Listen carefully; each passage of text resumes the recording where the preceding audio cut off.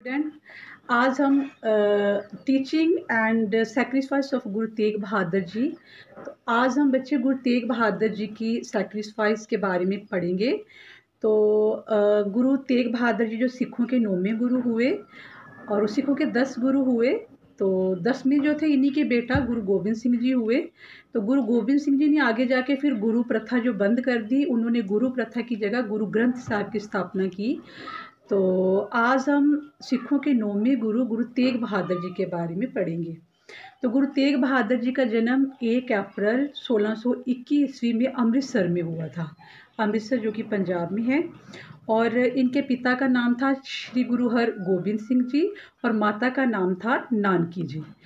तो फिर आगे गुरु जो तेग बहादुर जी थे, मार्च 1632 में इनकी शादी जो थी वो माता गुजरी जी के साथ करतारपुर में हुई, जो कि करतारपुर के रहने वाले थे। वहाँ इनकी शादी हुई। और फिर गुरु तेग बहादुर जी का कहते हैं कि बड़े ही शांत स्वभाव के थे, बिल्कुल शांत रहते थे। और गुरु नानक देव जी के बाद में सबसे लंबी जो यात्रा की है वो गुरु तेग बहादुर जी ने ही की है।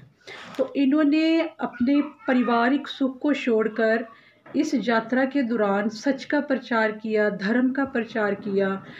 और शादी के 32 साल के बाद इनके घर में इनके पहले साहबजादा का जन्म हुआ। जब तब भी ये मतलब लंबी यात्रा पर ही गए हुए थे।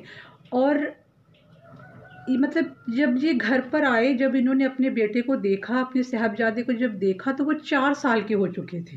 ठीक है, तो हम इसी से आइडिया लगा सकते हैं कि ये जो थे पारिवारिक सुख में विश्वास नहीं करते थे। तो इन्होंने 4 साल के बाद अपने बेटे को देखा। और फिर उसके बाद मतलब इन्होंने ज़रूरतमंदों की सहायता की, जहाँ जिसको ज़रूरत पड़ी, जो भी इनके आगे जिसने भी फरियाद की तो इन्होंने उनकी सहायता की। जैसे कश्मीरी पंडितों को ही ले लो, जब कश्मीरी पंडितों पर बड़ा जुल्म होने लगा, उनसे जबरन जो था धर्म परिवर्तन के लिए उनको मजबूर किया गया, तब वो गुरु तेग बहादुर जी के पास ही गए थे अपनी फरियाद लेके कि ऐसे ऐसे जो है हमारे साथ बड़े जुल्म हो रहा है।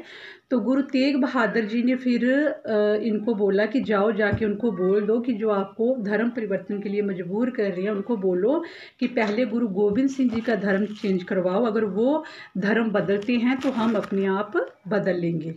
तो फिर जब वो कश्मीरी पंडित इनके पास आए तो इन्होंने सोचा कि बड़ा जुल्म हो रहा है दुनिया पर, कितना मतलब वो जोर ज़बरदस्ती हो रही है, तो अब क्या है, अब बोलना पड़ेगा, अब चुप रहने का टाइम नहीं है।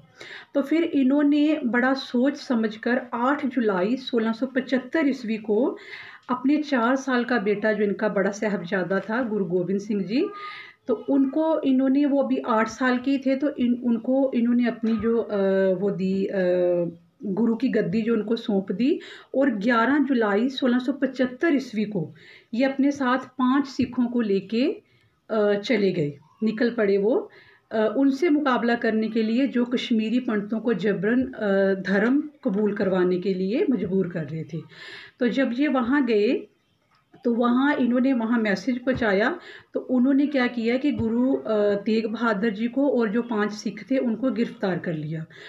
और गुरु तेग बहादुर जी को एक ऐसे पिंजरे में बंद किया हुआ था कि जहाँ मतलब कि ना तो बंदा हिल भी नहीं सकता था, उठ के खड़ा नहीं हो सकता था, क्योंकि कहते कि उस जो पिंजरा था उसकी अंदर वाली साइड जो थी तीखी तीखी सीलें लगी हुई थी, मतलब तीखी तीखी कील लगे हुए थे कि बंदा बिल्कुल हिल चुल नहीं सकता था।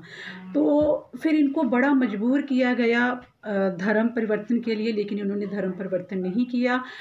फिर इनको बोला गया कि इनको पिंजरे से बाहर निकाल के, लास्ट में जो पिंजरे से बाहर निकाला इनको 11 नवंबर 1675 ईस्वी में, 11 नवंबर 1675 ईस्वी में इनको पिंजरे से बाहर निकाला गया। जब इन्होंने स्नान वगैरह कर लिया, फिर इनको चबूतरे पर बिठाकर ऊपर, और वहाँ क्या था कि उस दिन उन्होंने बड़े ज़्यादा लोगों को इकट्ठा कर लिया कि अपनी दहशत उनके दिल में डालने के लिए कि हम इसके सामने जो है वो करेंगे तो इनमें दहशत आ जाएगी। उन लोगों को इकट्ठा कर लिया गया और फिर वहाँ गुरु तेग बहादुर जी को शहीद कर दिया गया। और इसी तरह गुरु तेग बहादुर जी जो थे अपने सच के लिए, अपने गरीबों की मदद के लिए उन्होंने अपना बलिदान दिया। और यही नहीं, आगे चलकर गुरु गोबिंद, जो इनके बेटा हुए गुरु गोबिंद जी, उनके आगे 4 बच्चे हुए। तो उनके नाम थे अजीत, जुझार, जोरावर और एक नाम और था फतेह सिंह। ये 4 इनके जो आगे पोते हुए, उन्होंने भी अपने धर्म के लिए, लोगों के लिए अपनी जानें जो थी कुर्बान की। तो देखा जाए तो गुरु तेग बहादुर जी के